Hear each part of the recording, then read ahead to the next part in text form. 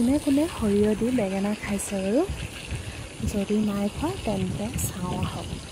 Hello' guys, আসসালামু আলাইকুম, নমস্কাৰ। সকলোকে মোৰ অন্য এটি ভিডিঅ'লৈ স্বাগতম জনাইছোঁ। এয়া ভিডিঅ'ত দেখাৰ দৰে বেঙেনাখিনি কাটি ল'ব। কাটি লোৱাৰ পাছত ফ্ৰাই কৰি ল'ব।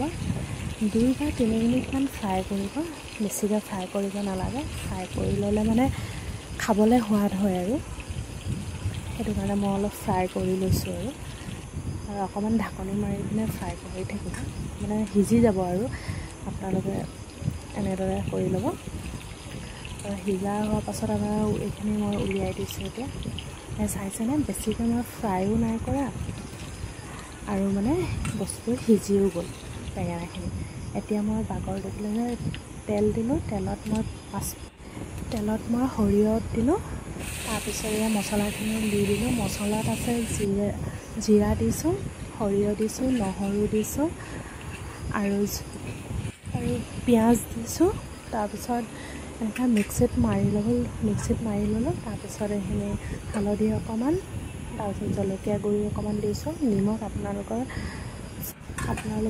জোখৰ মতে দিব আৰু তাৰপিছত এনেদৰে ভালকৈ ভাজি ল'লোঁ। ভালকৈ মছলাখিনি ভাজি ল'লে মানে কি হয়, টেষ্টটো আহে মানে।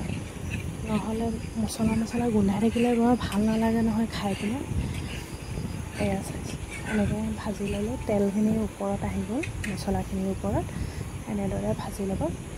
আমাৰ সৰু যেতিয়া আছিলোঁ তেতিয়া মায়ে আমাক বেঙেনা আনিলে এনেদৰে বনাই খুৱাইছিলে।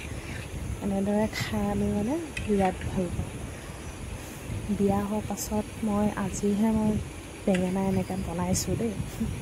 তাৰপিছত মাজত আৰু এবাৰ বনাইছিলোঁ। আমাৰ ইয়াত চবেই খাই, মানুহজনৰ ঘৰত চবেই খাই ভাল পালে।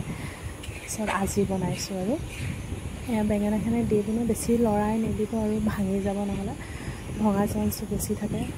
বেছি ভাঙি গ'লে ভাল নালাগে নহয় খাই পিনে, তো সেইটো কাৰণে ইমানকৈ লৰাই নিদিব আৰু এনেদৰে বনাই খাব আৰু মোক জনাব কেনেকুৱা পালে আপোনালোকে।